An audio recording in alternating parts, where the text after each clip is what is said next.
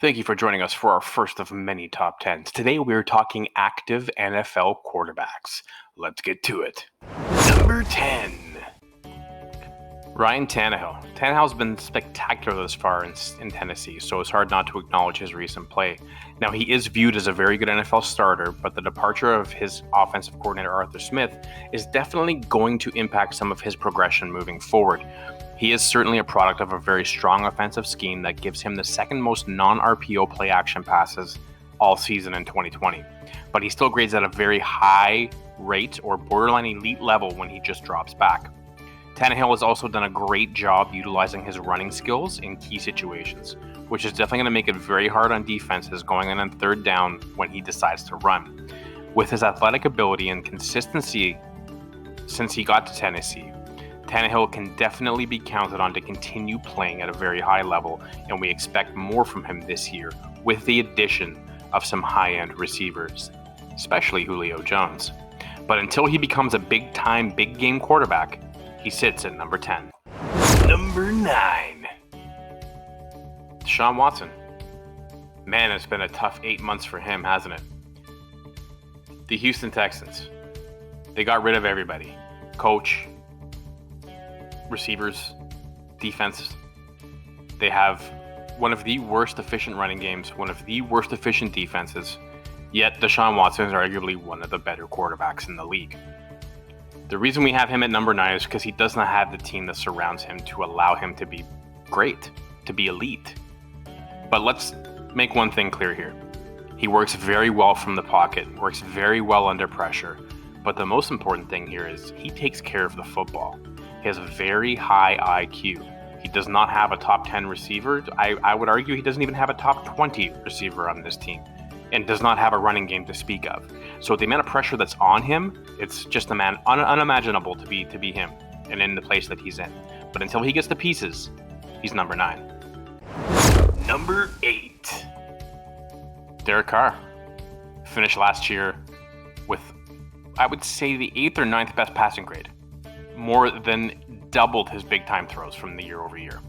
He also gave the Chiefs probably the most meaningful loss that they experienced all season. Now, the Raiders were in a lot of games last year, but there are still some questions that need to be answered about Carr. If he continues to prove himself as a passer and shows that he's got what he needs, but sometimes his IQ's not there. This is a man who needs to take care of the ball. He needs to stay in the pocket, and if he doesn't stay in the pocket, he has to start running. He's got to tuck the ball in and take off for that first down. Issue is, his line can leak, and he is prone to getting sacked and dropping the ball.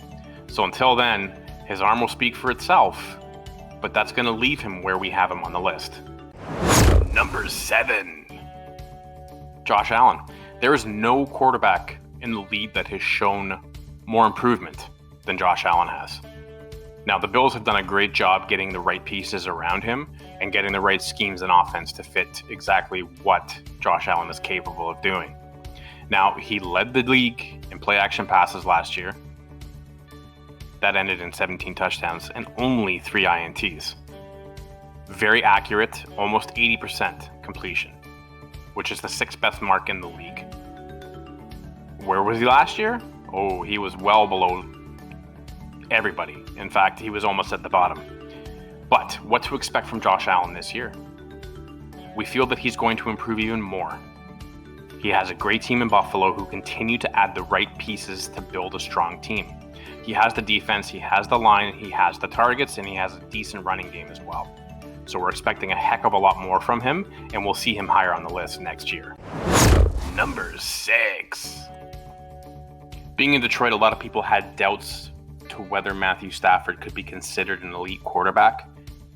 Again, numbers do not lie. Coming in at number 6, he has been on bad teams, really bad teams, but he never complained. Never had the weapons, suffered from a lot of drop balls and just lack of quality around him. When he has had quality, you can see that he throws the ball.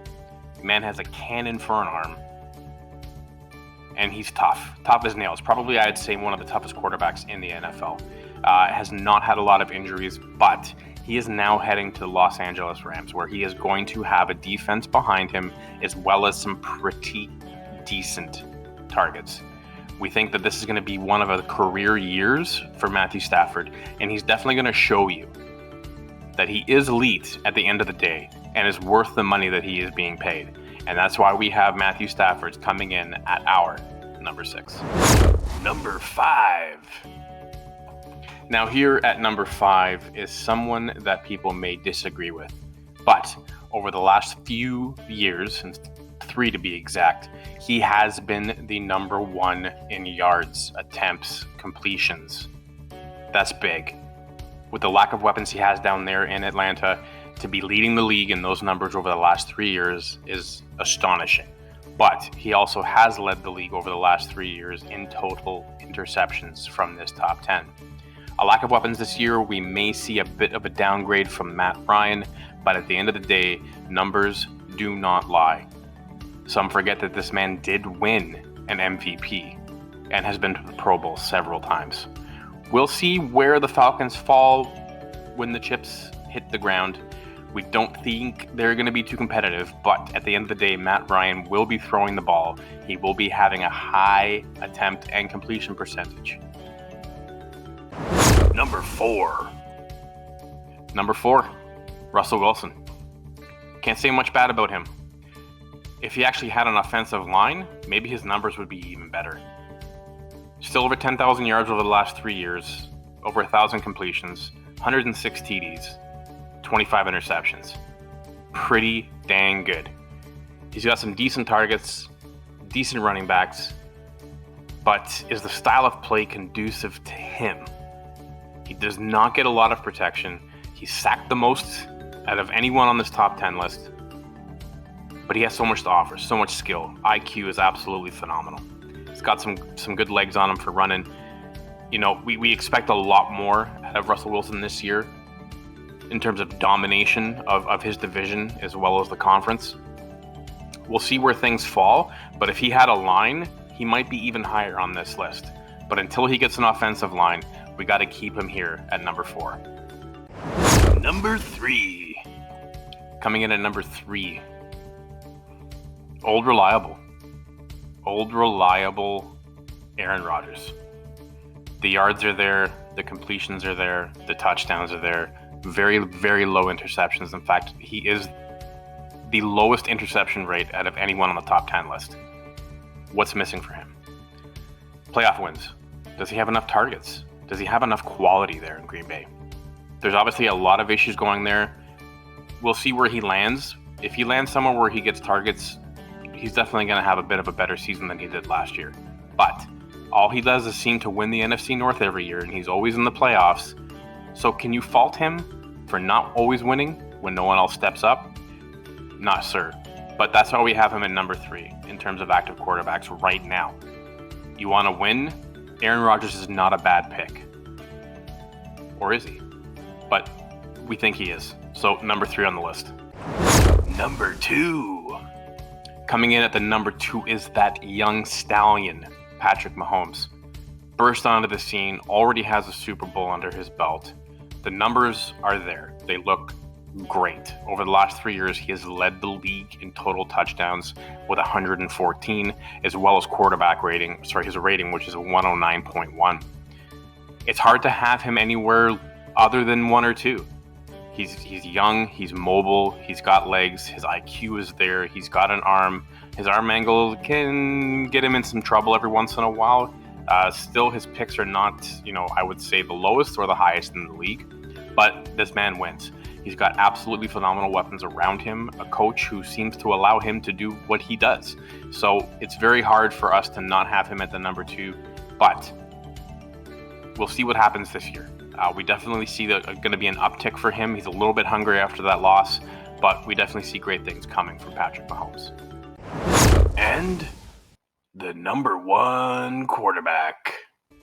As if there was any doubt as to who our number 1 on the top 10 active quarterbacks list is, and of course it is the GOAT, Tom Brady. Look at his numbers over his career, the Super Bowls, the MVPs, the trophies, the accolades that this man has had. He is an absolute winner. With a career completion percentage of almost 65%, absolutely insane. Almost 80,000 yards. This man is just a prime time quarterback. It is hard to put him below the number one. If you have him below, okay. But really look at the numbers. This man wins, and at the end of the day, if you're building a team, you want a guy like this. I'm not saying him because he is, in the twilight of his career, but he does not seem to get that, over the hill status. When you looked at Manning and a lot of the other greats, towards the end of their career, they started going on a downhill. Don't think that's happening with Brady. He's definitely going to go out on top as a Super Bowl champ, and that's why we have him at number one. Thank you for joining us for our top 10 active NFL quarterbacks. Next up, we have the top 10 active wide receivers coming very soon. We hope you join us for that. Have a great day. Stay safe. God bless.